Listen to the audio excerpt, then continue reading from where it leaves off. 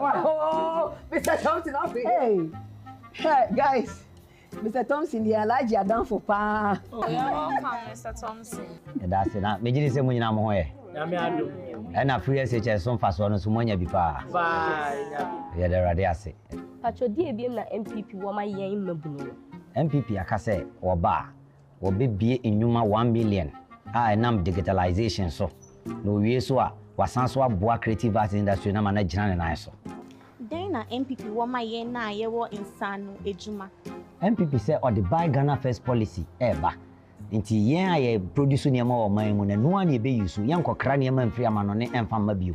Ede na MPP aban e wo ma school 47. MPP say obema mo student loans guarantee bia anka ho. Wo dia na say okita Ghana card.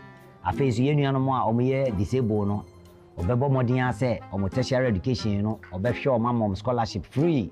Mr. Thompson, what MPP go do give we the sportsmen? MPP government ade inhyehyeye pa agu ho ama sports ne ye bebo modin aso say ye young boys na omo what talent no so ye be develop talent no ama akwanya ade aba ma mo bi atimi marketing talent no. What can you to for the bebre na ye gadifo so e? Oh, we no de enya den. MPP say what the flat rate tax eba.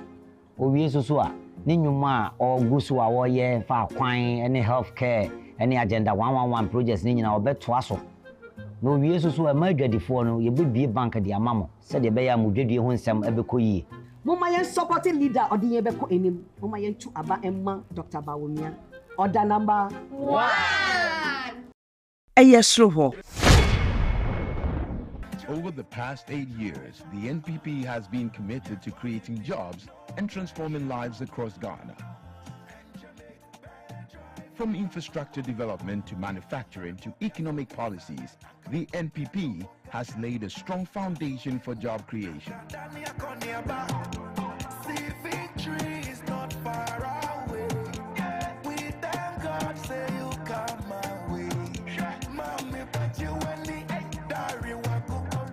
The party has created over 2.3 million jobs, broken down into 100,000 teachers,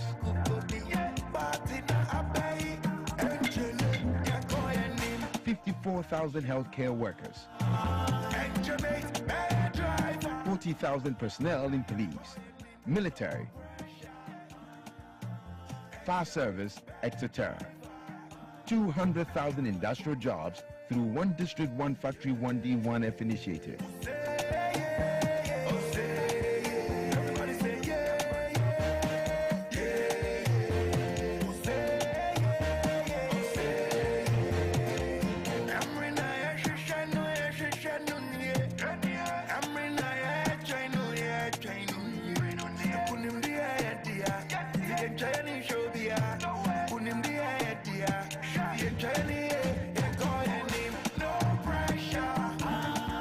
$1.5 million agri sector jobs from Planting for Food and Jobs program. No pressure.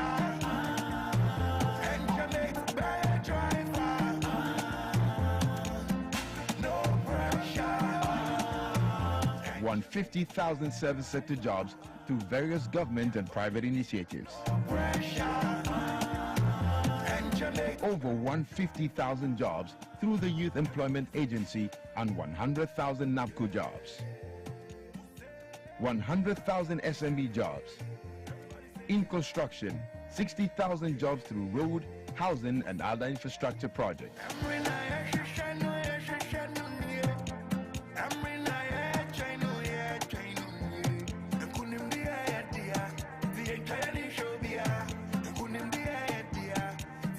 $60,000 jobs in ICT and tech startup. 50,000 tourism sector jobs. Thanks to the NPP, I was able to start my own business and create jobs in my community. The free ICHS policy opened doors for me, and now I am pursuing my dreams. With initiatives in healthcare, job opportunities have surged, improving lives across the nation. The Agenda 111 is currently ongoing and on completion will create 70,000 direct jobs and many more indirect jobs. TVET programs have equipped thousands with the skills needed for today's job market.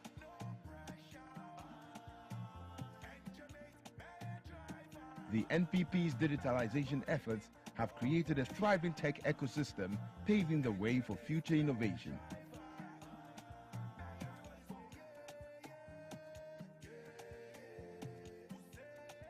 In its 2024 manifesto, the NPP promises to create even more jobs and opportunities for the youth. These include free tertiary education for students with disabilities, student loan without a guarantor, expansion of TVET programs to reach every corner. The NPP promises to boost the digital economy with new tech hubs and innovation centers.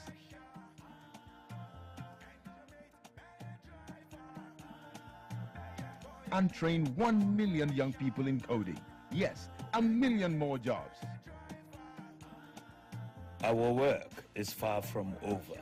I promise bold solutions to create even more jobs in healthcare, infrastructure, TVET, digitalization, agriculture, manufacturing, tourism, creative arts, and beyond.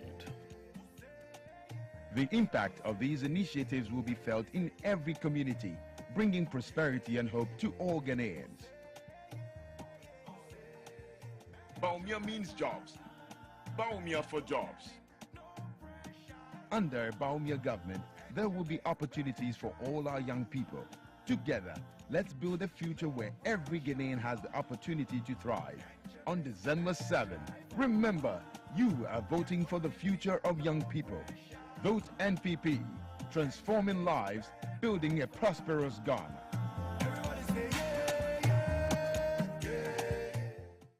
Ladies and gentlemen, please put your hands together for Dr. Mahamudu Bawumia for his visionary leadership for the good people of this country, especially for the young people of this country.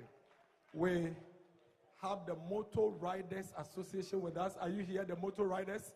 Please put your hands together for the Motor Riders for us. The Motor Riders Association are here with us. We have the young assembly members in Greater Accra. The assembly members who are young assembly members, put your hands together for the young assembly members in Greater Accra. Thank you. Ladies and gentlemen, like I said earlier on, I indicated that we have across the country millions of young people who are participating in this event. And let me indicate, this is participation.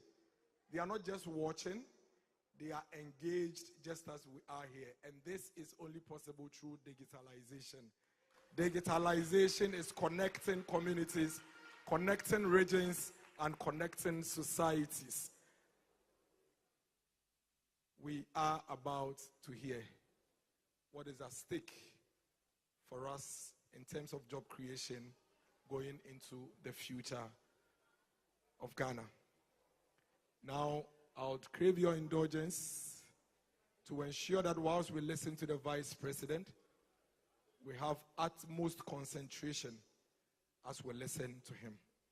At this juncture, the Gen Zs, the young persons in secondary school, the young persons aspiring to go to secondary schools, the apprentices, the young businessmen, young executives, and young entrepreneurs across Ghana watching, and for all of us here in this auditorium, please, let's be upstanding as we put our hands together and welcome the presidential candidate of the New Patriotic Party for the election 2024, Dr. Mahamudu Bawumia. Oh yeah, yeah. Kimpaluta senge, kimpaluta yeah. Ouch.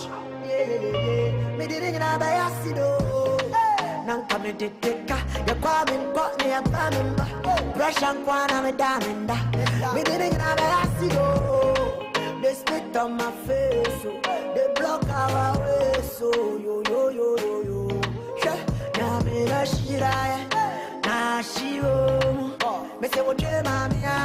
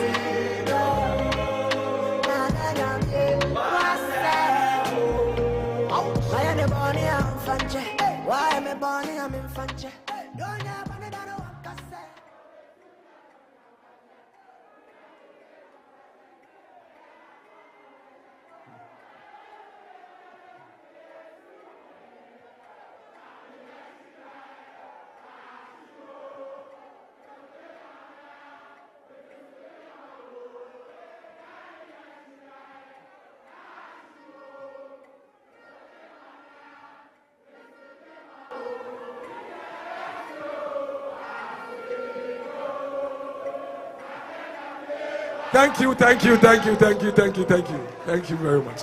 Please put your hands together for yourselves. Thank you. Thank you very, very much. This is so exciting to be here this evening, and I know that the youth of Ghana have joined us from all the regions in Upper West, Upper East, Savannah, Northeast, Northern region, Bono East, Bono, Ahafo, Western North, Western region, Ashanti region, Volta region, Oti region, Central region, Eastern region, and Greater Accra region. Thank you all for making the time, and I greet all of you. I wish you a very good evening. Fellow ladies and gentlemen, youth of this country, tomorrow will be exactly 12 months to the day I was elected by a clear majority of the New Patriotic Party to lead the party as its presidential candidate for the 2024 elections. 34 days from today, you, the millions of young people of Ghana, will form the majority among the 18.7 million voters who are expected to cast their ballots. Your task is to perform two simple but extremely important duties. One, choose a parliamentary candidate to represent your constituency in the 9th Parliament. Secondly, you will be choosing the next president whose responsibility is to provide for your present, to facilitate your future. From what I gathered in my interactions with you as I went around the country, I can sum up the priorities of the majority of you in 3 categories: education, skills, and jobs. Once you have an education and you acquire employable skills, what is left is to thrive in an economic environment which can generate a large and expansive pool of good jobs with good pay, whether as an entrepreneur, self-employed, or employee. In my conversation with you today, I will touch on all 3 and the business-friendly environment that my government, inshallah, will generate to make it all possible. I will outline the bold economic solutions that we plan to roll out, which will make it possible to create millions of jobs if I am given the mandate on December 7th, 2024. I have chosen this occasion to have a conversation with you, the young people of Ghana, mainly to remind you of the commitment I made to you exactly a year ago to make you my #1 priority. My commitment is to transform Ghana, to build on the economic recovery we are witnessing by introducing bold, business-friendly policy initiatives from January 2025, which are designed to stimulate significant economic activity. I am confident that these initiatives will create the large pool of diverse jobs that the young people of Ghana desire and deserve.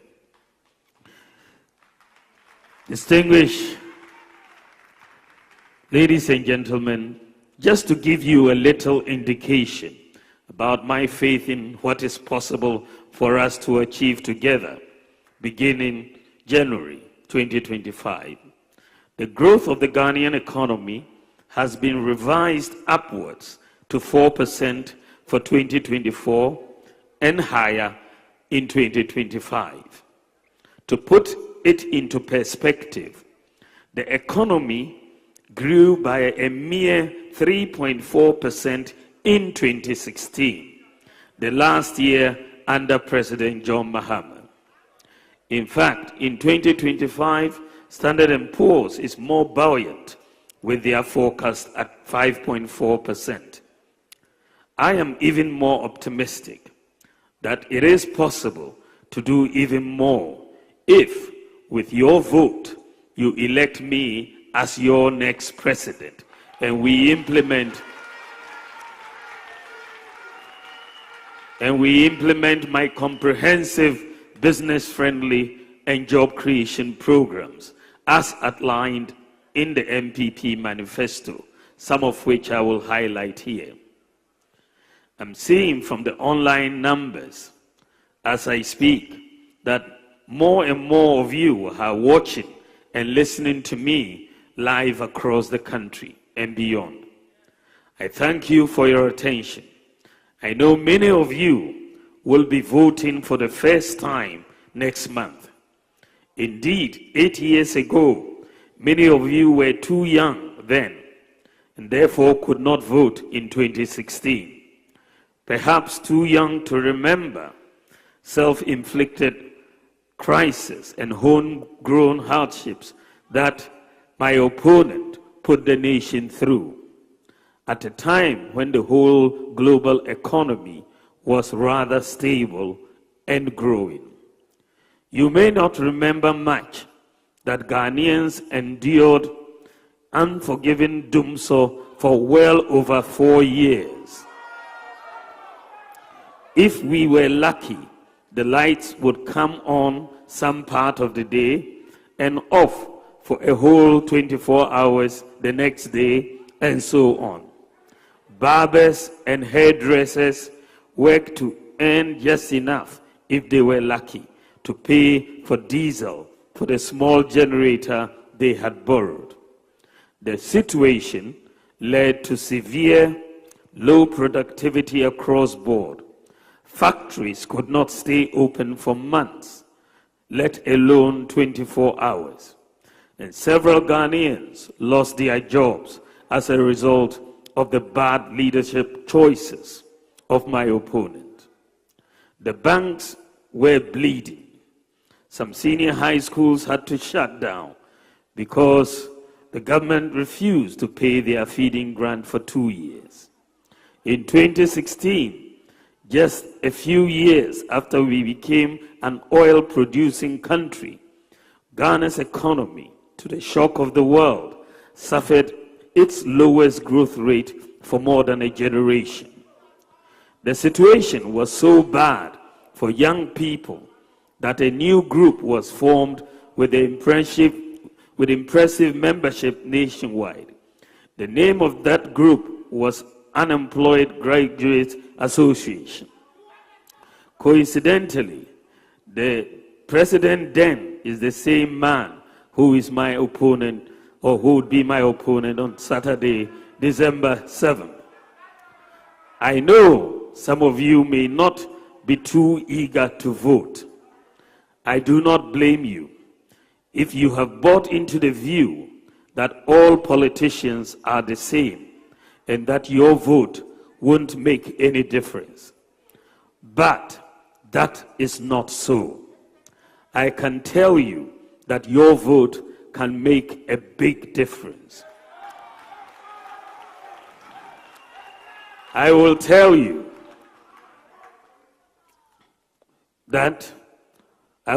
why we are all not the same and cannot be the same. I am not John Mahama. He is a former president and a former vice president and president. I am a vice president who has never been president before, who is asking you for the opportunity to lead and show what I can do if offered the opportunity this December. You can trust me to protect the public purse and use it selflessly to serve you. To the young voters of Ghana, I will say to you, do not switch off. I ask you to get involved. December is about you. December is about who can deliver for you, for your future, whom you trust, who has the integrity, the vision, the energy, the competence, the sense of where the world is today and your place in it, who has the humility to serve you and the decency not to insult you. I shall plead with you to make an informed choice. It is a choice between the one who had his chance and blew it and the other who is asking for a similar chance but to deliver with it, which is me. The decision is yours to make, not to bring back what was discarded in the past, but to vote for your future. If your priority is, as I suspect, about how to build strongly on the economic recovery that is before us, then I will plead with you to vote for me because of the vision and solutions that I have for you and the country and the leadership discipline and determination that I possess to see them through. My own core values, God-fearing, tolerance, integrity, honesty, discipline, hard work, and inclusivity. My can-do attitude, my rejection of the tag of impossibility, my passion to unleash the creative energies of the youth, my compassion for the poor and vulnerable. All these align perfectly with the hopes and dreams of the young people of our country, rich or poor, north or south, educated or not, skilled or not, rural or urban. That is why I'm asking you to vote on December 7, 2024. Place your trust in me, and I shall not disappoint you. As Vice President since 2017, I have not had the luxury to write my autobiography. So please make do with this short bio. I was born in Tamale on October 7th, 1963, to Alhaji Mumuni Bawumia and Haji Mariama Bawumia. I attended Sakasaka Primary School in Tamale, Tamale Secondary School, Buckingham University in the UK for my first degree, Oxford University for my master's, and Simon Fraser in Canada for my PhD. I know what it's like to be unemployed. I have been a farm laborer before. I have been a taxi driver before. I have been a cleaner before. I've been a teacher, a technocrat, a banker, a running mate, a vice president, a father, and a husband.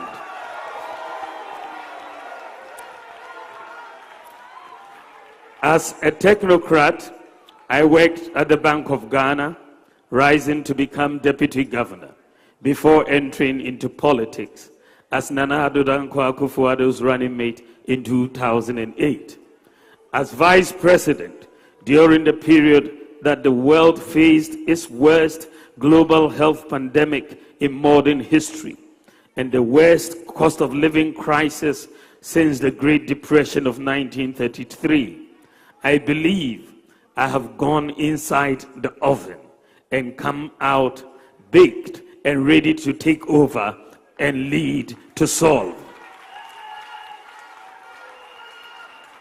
I know firsthand the untold hardships we have had to endure as Ghanaians, and I know what to do and what not to do in order to protect the gains we are making and to go on to build with urgency on them. I opted for politics because I knew and even believe now more than ever that politics is a powerful tool for a greater good, but only if in the hands of a leader who means well, knows how, and has what it takes to make a difference.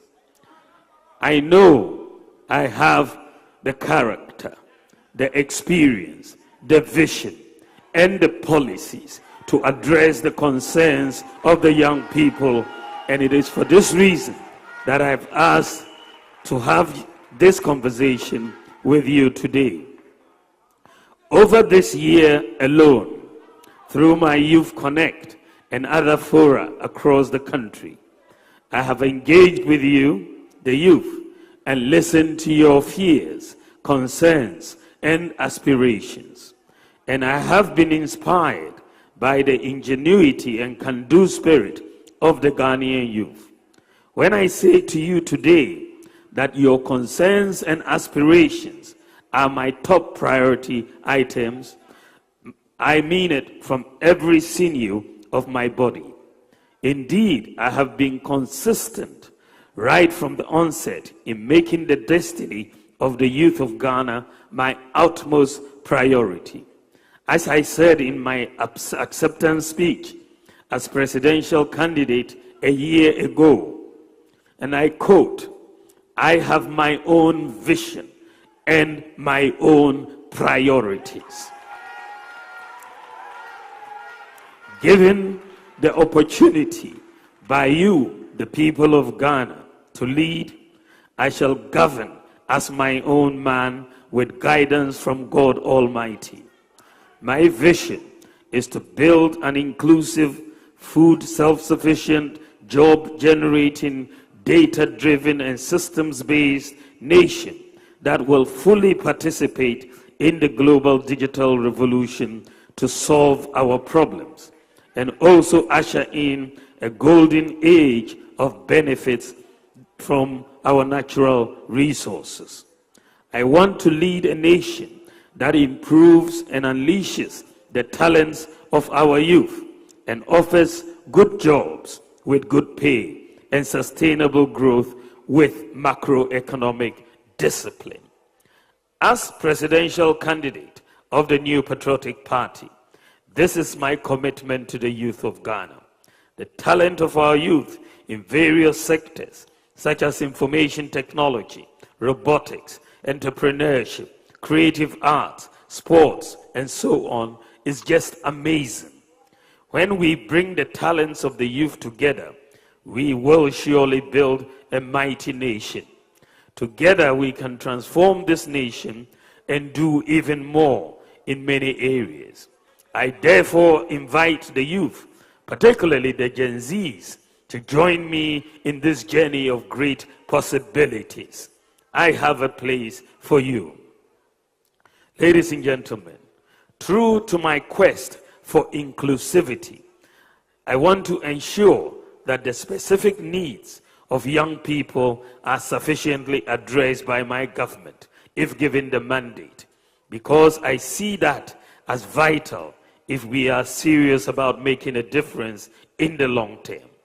If you elect me as your next president, I promise to involve you, the young people of Ghana, in the formal political processes, your voices to be heard, and your ideas drafted into formulating policies of government. My goal is to lead a government that makes our young people a positive force for a change that they themselves seek and our nation desires, which I know is necessary for the peace and integrity of our democracy. Ladies and gentlemen, our job creation plans. The government, recognizing and understanding that there are conditions that create sustainable and decent jobs, has implemented numerous policies to this effect. And in the first case, when we came in, we were clear in our view that we should create and expand educational opportunities for everybody. The free SHS policy, with about 5.7 million beneficiaries, is one of the critical policies to lay the foundation for decent and sustainable jobs in the future. Expansion of second cycle education with the free SHS policy enhances the skills of all beneficiaries who some hitherto might have fallen off the educational ladder due to financial challenges. Technical and vocational educational training, TVET, has not been left out. There is a need to train Ghana's labor force with the right skills needed to drive industrialization. And this is why we have made TVET free, just like senior high school. The Akufo-Addo-led administration in the last 8 years has undertaken massive investment in TVET. In fact, I believe that this is the largest investment in TVET by any government since independence, including science, technology, engineering, and mathematics, STEM. The vision is to prepare the country's emerging labor force with the right training, skills, and education for the fourth industrial revolution. More so, this is also to address the mismatch between skills of the labor force and the demands of industry. My government will build on this by expanding educational opportunities for all. My government will, among other things, increase the stock of student accommodation in our universities and other public tertiary institutions to address the housing deficit on our campuses and make them affordable. We will introduce free tertiary education scholarship for persons with disabilities to remove financial barriers to pursuing their educational goals. We will also set a quota for the recruitment of persons with disabilities in all government recruitment and also provide incentives to the private sector to recruit persons with disabilities. We will expand the eligibility for the student loan scheme to include all post-secondary students, including certificate and diploma programs, and prioritize and direct a significant proportion of national scholarship schemes towards training and skills development. We'll protect and enhance the free SHS and free TVET, which is truly transforming lives and changing the life outcomes for millions of people.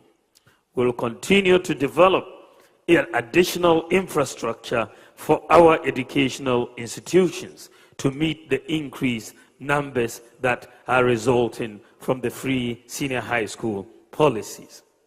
Distinguished ladies and gentlemen, a conducive economic environment is a prerequisite for decent and sustainable job creation.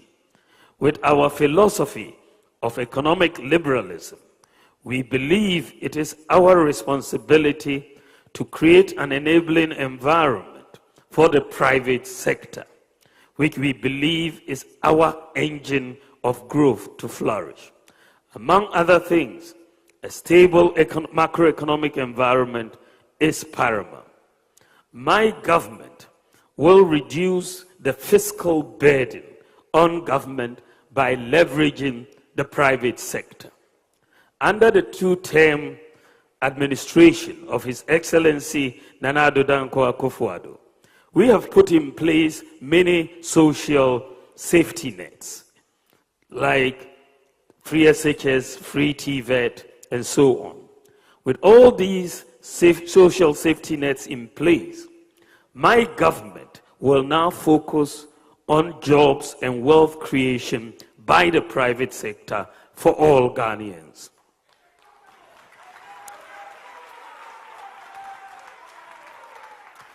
My administration will incentivize the private sector to complement government in the provision of many infrastructure and other services to reduce government expenditure and improve maintenance. We are going to do something that has not really been done in Ghana before. We are going to move to engage the private sector to build roads, schools, hostels, houses for government, and to rent or lease to own. The demand for roads construction is massive, and this has historically placed a huge burden on the budget. I believe that the private sector should finance the construction and maintenance of roads through PPP concession arrangements. Also, government will move towards leasing rather than purchasing vehicles, printing equipment, and so on. The private sector will have the responsibility for maintaining the equipment. With this approach, the budget can save very significant outright cash expenditure annually from various items across ministries, departments, and agencies. So with this solution, and this is why I'm saying we haven't done this before, if you need to buy 700 buses for schools, there's no point in government trying to fork out all the money to go and buy 700 buses. We will say to the private sector, government needs 700 buses for our schools. The private sector will then lease government 700 buses, and then we will pay over time. We don't have to expend all the cash at once. So every school will get a bus. We need hostels or dormitories. We don't have to build them. The private sector can build them, and we will pay the rent over time. So they will save a lot of money. You need to buy, vehicles for government officials. You don't need to look for cash to pay for all of them. You ask for a lease and do so. Roads and so on. So this is the thinking behind this policy. And I am going to the move to include the private sector in the provision of many services will therefore create fiscal space. And we are proposing in the first 4 years, we're going to move immediately 3% of GDP of government expenditure to the private sector. 3% of GDP comes up to about 30 billion Ghana cedis. And we are moving that to the private sector. This is jobs. This is jobs for the people. The private sector has an incentive because the private sector knows the government is going to rent this building. If I build it, they will build it quickly and they will rent it and we will pay. So you will not have many uncompleted projects around the country because the private sector has an interest in completing all of these projects, whether it's hospitals, whether it's schools, whether it's roads, because they know they will be paid and their banks know they will be paid and the pressure on government will be much less. This represents a major paradigm shift. And this is why I say it has not been done before. We are going to do something very new structurally in our budget. We are also going to make sure that we continue the infrastructure program that we are engaged in many projects. We will complete all the Agenda 111 hospitals. Some will be completed this year. Most will be completed next year. But the good thing is that we will be able to recruit about 70,000 to 72,000 health personnel in the Agenda 111 hospitals. We have focused a lot on roads, and we have not yet finished, but we focused a lot on roads in our last 8 years. You've seen that we've done probably 3 to 4 times more roads than the previous government has done. We focused a lot on roads, but my focus, in addition to roads, by the grace of God, when I am president, I want to focus on railway. Railways are going to be very transformational for this country. We have to link our resources with the ports and other areas. So I'm going to focus on 2 major rail lines, the Eastern Line going to the north and the Western Line through Kumasi, Obuasi, and all of those areas to West Takoradi. So we are going to focus on the rail, and not just focus on the rail. I was having a discussion with the dean of the railway school at UMAT in Takoradi the other day, and I said to him, why do we have to import so much to do rail? Because Ghana had been seeing railways since the 1920s. And I want to challenge you that all the key materials, the blocks, that you use, the steel and all of that, let's manufacture all of them in Ghana. Let's manufacture all the materials here in Ghana. Let's not import them. Now, if you are going to do that, you are going to create jobs, and as you lay these rail lines across, we will do it. So let us master the technology. We can do it. And he agreed with me that it was possible, and we are going. So I'm going to insist that we make all these blocks. I mean, we're even importing concrete blocks from abroad for our rail. Concrete blocks, so we have to stop that. We are going to use local materials, which we have the resources to make the steel for the rail lines and create the jobs for our people. So I'm going to focus, because for this country to transform, we need rail. We need rail to explore our bauxite deposits, our iron and steel deposits, and all of that. So I'm going to focus in my presidency in making sure these 2 lines, the Eastern and the Western, come into being for Ghana to prosper and for us to create jobs.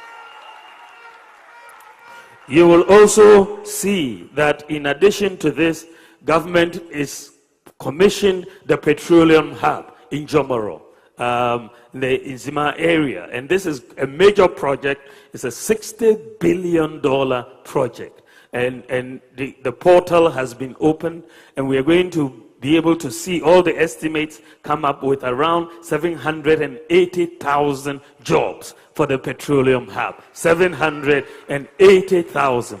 The petroleum hub, as at now, has opened the portal for recruitment and for training already, even before the actual work starts on the ground. So they've opened the portal for the recruitment, but this is going to be a major transformational policy, the petroleum hub, which will come, we are going to support. As president, I'm going to move very, very hard for it to come into being. But we are looking at 780,000 jobs with the petroleum hub as we speak. So we have also infrastructure coming up. We've just signed an agreement for a concessional loan with South Korea. The president reached that agreement. It will mature by the grace of God and begin when I am president. $2 billion of infrastructure. And we are going to be building many pieces of infrastructure across the country. We've put together the list of projects that we are going to construct with this, and it's going to create a lot of jobs with this $2 billion investment. Ladies and gentlemen, as stated in our manifesto, my government has far-reaching policies and programs that will drive and create the needed employment opportunities. We will support the growth of businesses by the following policies, because we are a private sector. This is going to be a private sector government in a sense, because we are going to lift up businesses in the country and make them grow and prosper. The policies that we are going to implement include the following. We will implement a policy that is also new. We are going to use government's purchasing power to stimulate industrial expansion and business growth, which will help create jobs by rolling out a Buy Ghana First policy. Buy Ghana First policy, under which all goods and services procured by the public sector will first be filled by goods and services produced locally. So the other day I visited the Volta Star Textile Company in Joapong. And when I got to Joapong, they took me around their whole factory. And then it was clear that they were doing all sorts of textiles, school uniforms for all the schools and all of that. But they told me that somehow we were no longer buying from them. These uniforms and materials were now being imported from abroad for the schools. And I thought, no, that is wrong, because that means we are creating unemployment. We need to rethink as a country and be smart in that regard. So I thought very quickly. I said, we will implement a Buy Ghana First policy. And we are going to back it with law. So, if the Ministry of Education is to procure school uniforms, first look into Ghana. We have a lot of factories. We have a lot of tailors. Let's buy it from Ghana first. Then we will create the jobs in Ghana. So we are going to implement the Buy Ghana First policy, and we are going to back it by law. And it should require some amendment of the Public Procurement Act as well. But we are going to do it because it's in the interest of our country. We will also establish an SME bank, a bank for small and medium enterprises, to meet the special financing needs of SMEs, which employ over 80% of Ghanaians. Because SMEs employ over 80% of Ghanaians, we really need to focus on their needs if we are to create jobs. And so we are going to set up an SME bank to do this. When we came into office, we put in these three pieces: Ghana card, digital address, mobile money, interoperability. And this is now the foundation for credit scoring. So when we were talking digital, people could not relate it to the economy. They couldn't see what I was seeing. They said, why is this man focused on digital? It's not the economy. But the digital is going to give you money, right? So we've now put all these things in place. And I thought that we would be able to start the credit scoring system next year. But by the grace of God, we are going to start it this year, before the end of this year. It is going to make life much easier for Ghanaians as we build our credit and then be able to access loans just like they do abroad. I'm told that the country in the whole of Africa that has an effective credit scoring system is South Africa.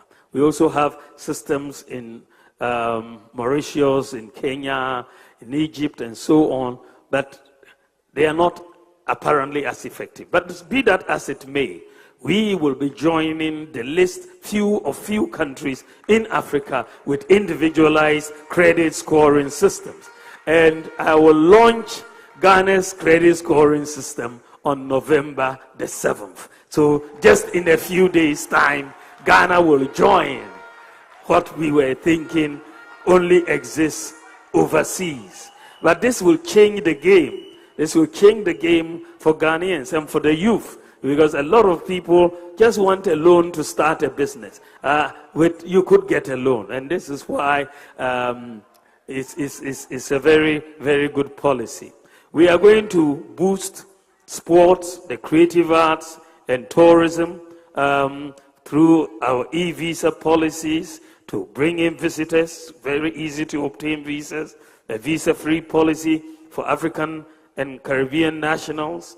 We're talking about working and bringing streaming services, streaming apps for digital content. We've already started with the music app, which the private sector is putting together.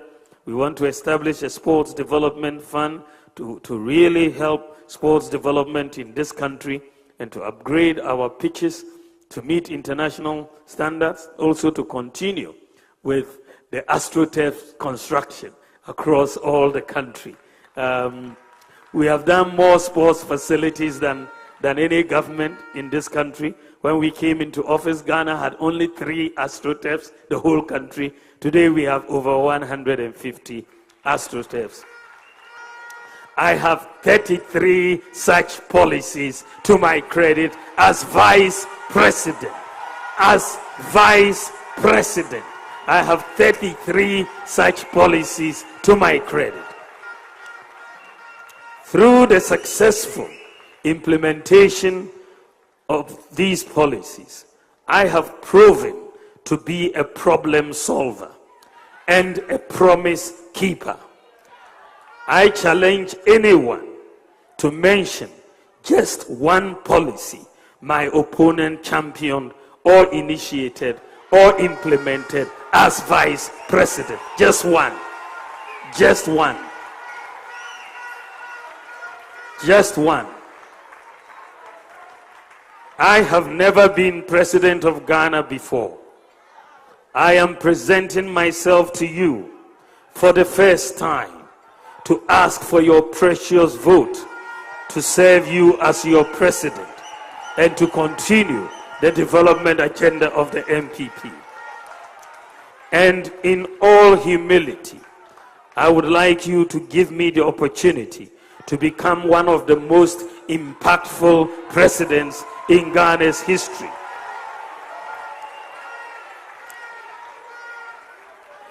In me,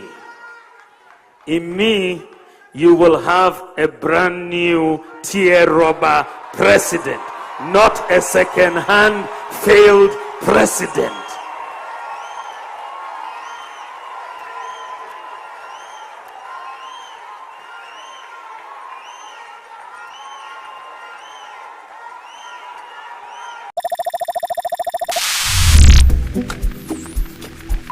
Welcome. Please look into the camera for verification. Thank you, John. You are now verified. Please select your preferred candidate.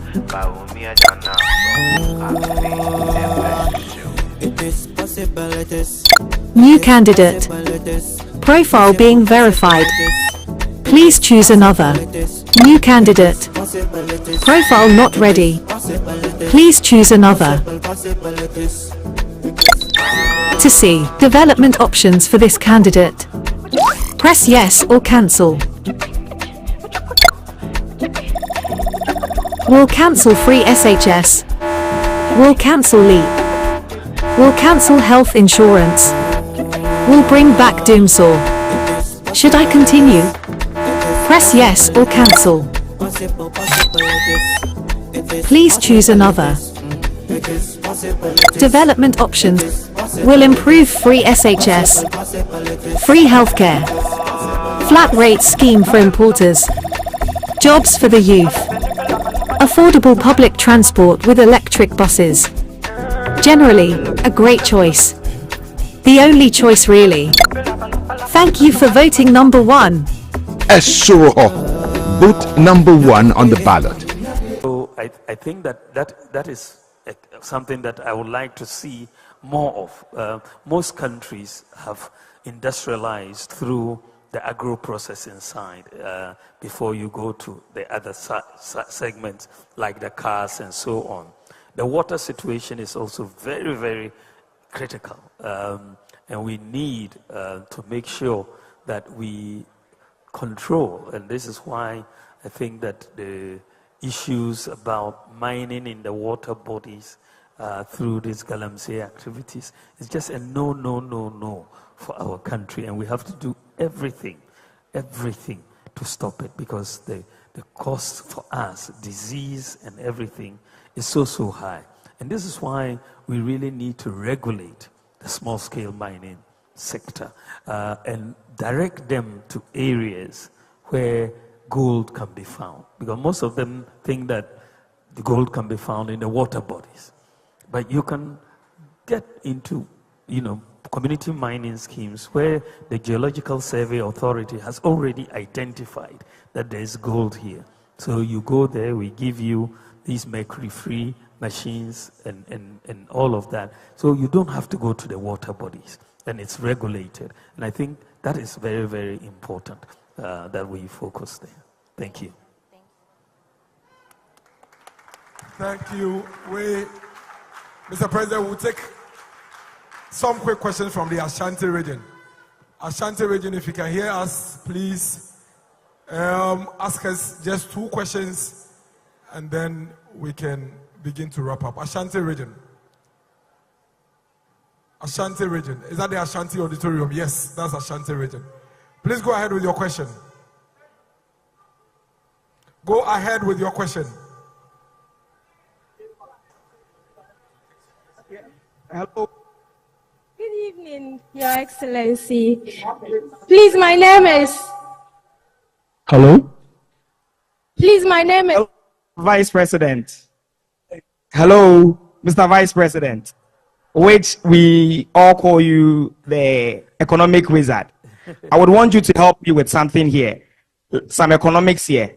With the SMEs you are planning of empowering, I would want to ask, after our produce and whatever we've done and with our supply, we would want to know how and the steps you've taken to help with the demand, which is the household, to actually hold whatever we are doing. What steps are you going to take in your government to actually bridge that gap for this household to patronize whatever we are doing, not to cause loss and again surplus of whatever we produce? So in Kumasi, as we know, we are into trading. So we'd want to know, how are you going to help us, someone like me, in the eatery industry, which I own a restaurant, Let's Eat Good. I would want to know how you are going to help us do that. Please explain with your economics lecturing. Thank you. Please, I'm Evelyn Arthur, and an upcoming entrepreneur, so I'll really tackle on the SMEs. I heard of investment credit tax concerning your tax modification and an initiative. So I would love you to throw more light on that, because I'm in Ashanti region, so I'll talk for Ashanti region. And for Ashantis, we are known for doing business. So as a young female entrepreneur, what are some of the incentives that you may bring on board to help boost and then bring good to my business as a youth? Thank you. Thank you. Mr. President, if you can take these questions, please. Thank you very much. I think that the first question was how we bridge demand and supply. If we give the businesses incentives to produce, but where is the demand coming from to buy? I think that is an old age question. But I think that one of the first things that we need to do is to first create the capacity to demand. One of the things that I've been pushing for, and thankfully is coming into being, is to make sure we build a credit system in Ghana.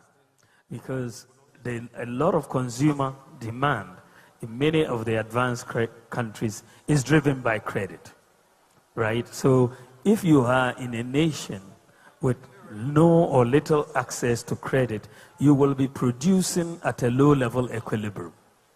But if there is access to credit, then there's demand for your goods. And people will buy the latest phone, the latest TV, the latest consumable. So for traders, I think generally we want to see that there is a demand that can be driven by credit availability.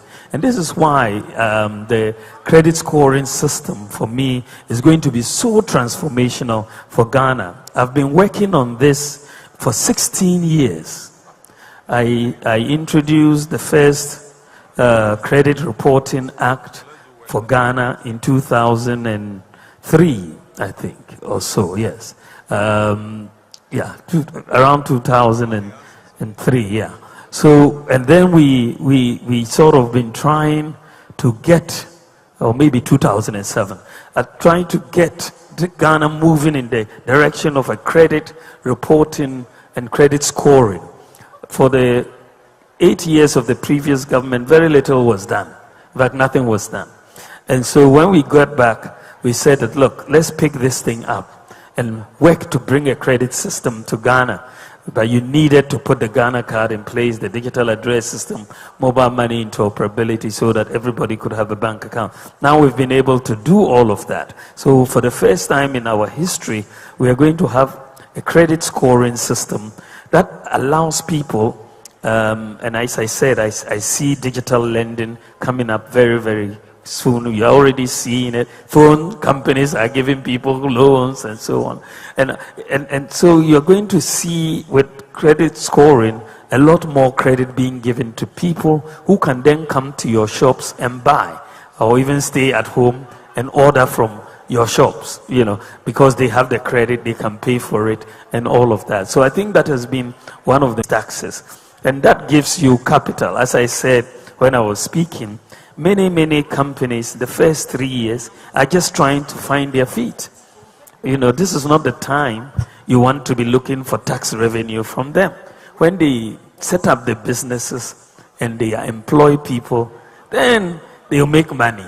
Once they make money, you'll get your tax. But if you don't make money, you don't get taxes. So I don't want our tax authorities to go and be chasing people for taxes, for incomes they have not even yet made. You know, sometimes people are told, pay in advance. That is the case. That pay in advance. What pay in what advance? You haven't made the money. How do you pay? You know, so you need to make the tax system friendly to investors. And this is what I intend to do. And so the flat tax system is simple. If you make zero income, you pay zero taxes. There's no pay in advance matter. You see what I mean? It's a simple tax system. Flat. You see what I mean? It's a percentage of your profit. If you made no profit, you have zero to pay. It's a very simple system. And so I believe that we will be able to do so to help entrepreneurs and businesses moving in this direction. Thank you, Mr. President. Western region and Eastern region, that we are done. One question from Western and one from Eastern. Shall we have Western region, please? Western region. Western region. If Western is already, let's do Eastern region.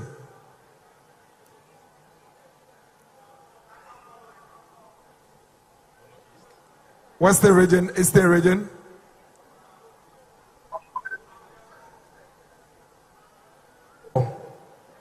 And I shared the example of Clement Frimpong, a graduate of KNEST, who is doing well with his rabbit farm. My point is that young people want money and won't mind going into agric if we have the right systems and returns. What assurances do you have for us towards creating agric jobs? You have 1 million digital jobs. Can you have 1 million agric jobs? What is your plan for creating jobs in the agriculture sector? Philip Mensah is asking. Thank you very much. I think that so far, what we have seen in the agric sector has been quite remarkable over the last 8 years. When we came into office, agricultural growth of GDP was 2.9%. 2.9%. Today, we are talking 5.4%. And it has been consistent over the last 8 years. This has been one of the good things, I think, that the Planting for Food and Jobs program has brought to us. We've reduced rice imports by 45% since 2008. 45% reduction in rice imports. Many people don't really recognize that, but it's a major achievement. And our goal is to eliminate rice imports by 2028. Right? If we continue on this trajectory, having come down by 40%, you know, I believe we are going to be able to get there, you know, in the sector. But, you know, one of the problems with agri jobs, some of them are very temporary and seasonal. And so when we did our job calculations, for example, for this 2.6 million figure, we excluded all the Planting for Food and Jobs sector, because they may be there in one season and then you go and look for the particular person there unemployed in the next season until it comes back again. So I said exclude all those jobs, even though you created them. So, you know, that is the case. One of the problems, I think, if you look at our agri sector, is that we do so much rudimentary technology. We don't apply enough science. Agri is very scientific. The soils must be studied, and the type of soils for particular crops is very scientific. And so we need to invest in that research. Countries that have done well have invested in the research, using even satellite technology to pinpoint which soils will be good for particular crops in your country. And so you just don't go and say cassava, and so I'm starting to plant cassava wherever I am. The soils may not be good for that, and you need to do that. And the other thing is that Africa, and for that matter Ghana, we do very little of our land is irrigated. You use the Volta for. You don't see irrigation schemes. But we have the largest man-made lake in the world, the whole world, the Volta Lake, the largest. We can do so much farming using the Volta to do irrigation. So much farming across, you know. So I want to see, in terms of agri, you know, we need to look at the science, the soils, and so on. We also need to look at irrigation, and we need to apply technology.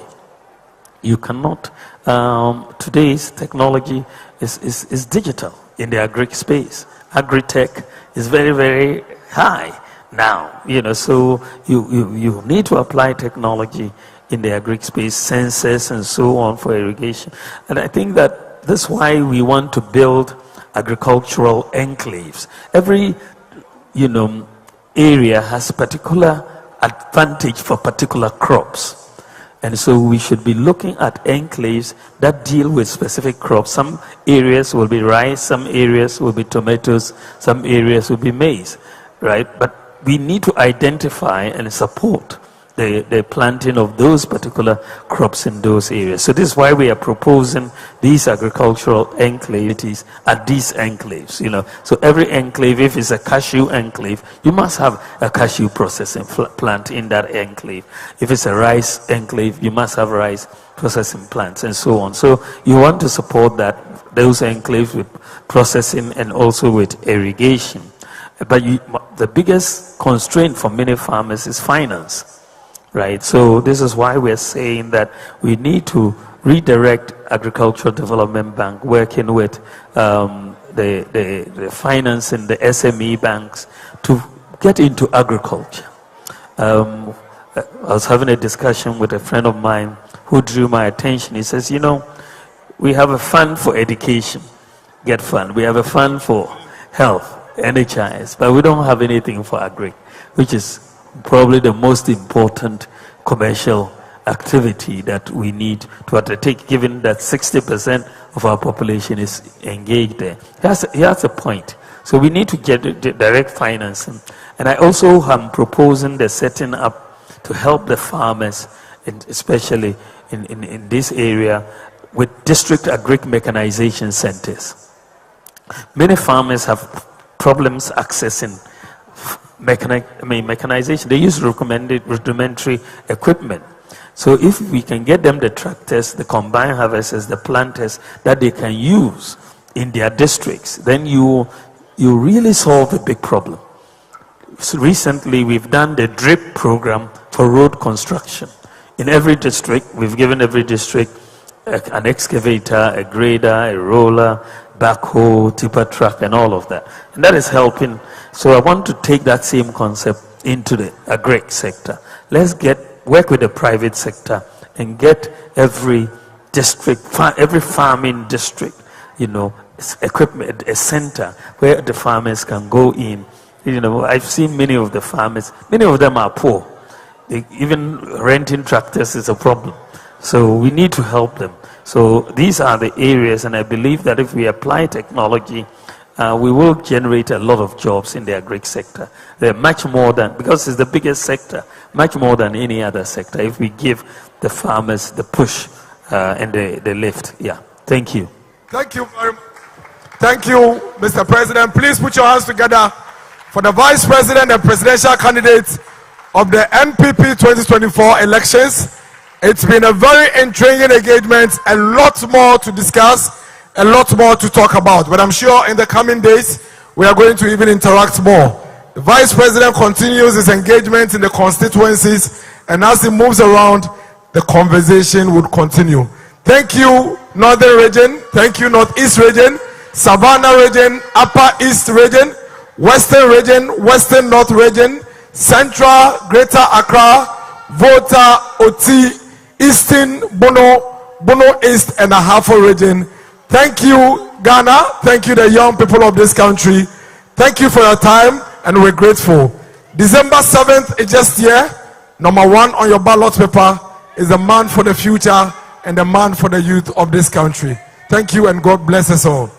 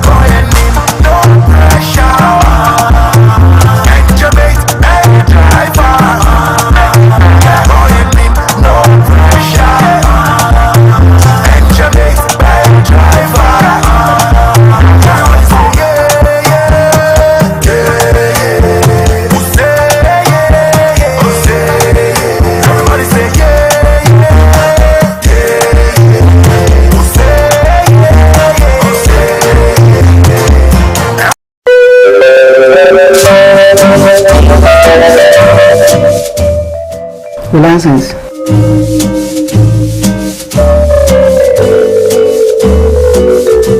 No, you mate. I don't know, I'm mate. Tamara, me mate, no master, it's me the car and mammy. Me you good sales. Me master in your baby and case my sales that. It's a dear for phone or the air. Oh, madam, they say the person far above for coin, fast so the Juma. Na catch the passengers no ama mo di memo otu yo mo fair.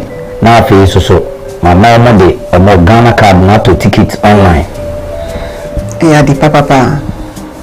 And I told so. But Yanka. But you with us. Next. What license? But you're doing license 2016. Your fiance? John. John, who do you? If you may why you be that? Now we drive the air. About in passengers from almost you give you. What you are driving? But your eye. Now, honestly, say me ya a Jumanua. Mommy, lances no in few 9 pair. Yo, na debe fufu and our deba. Masisa. But Yanka. Vote Bekasa 7 December to Abama Bawumia na nyuma ye enkoso torche said ye die ne puntio beba obi abrabo eye so ho eye number 1. I live at Angloga and I had my basic education at Way, a town in the Volta region of Ghana. When I was at JHS, it wasn't easy for me when it comes to my financial aspect because my mom is a seamstress and as well as a trader, and my dad engages in farming activities.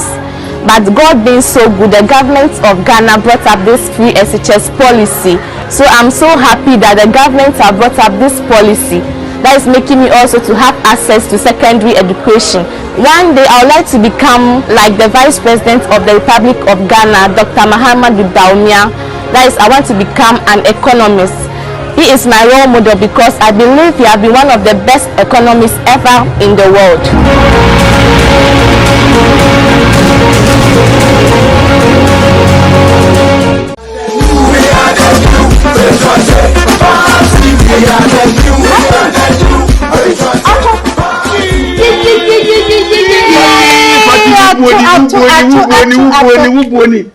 So kai 2020 efutu na medi tu obra ye koto aba efutu ade mam senka mamfa kama yeme she kasabre ni wo he fatu be chi dise me ni wo kasa me ofo asefo 4 and 9 enyina etimi ko free SHS ni free fati yakupon sha we na opede say ye beto 2024 aba no Dr.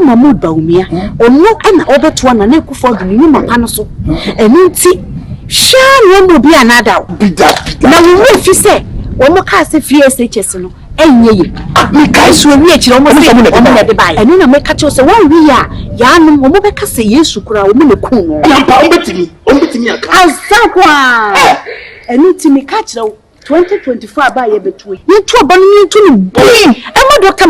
Bawumia shene so se wo kwa hwesoro ho number 1